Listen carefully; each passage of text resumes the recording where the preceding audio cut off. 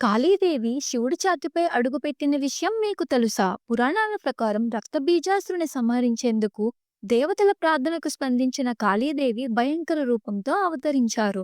రక్తబీజుడు ప్రతి రక్తబిందువు నుంచి మరో అసురుడు పుట్టకుండా కాళీదేవి అతని రక్తాన్ని నేలపై పడనివ్వకుండా త్రాగారు. యుద్ధం ముగిసిన తర్వాత కూడా కాళికాదేవి కోపం తగ్గలేదు.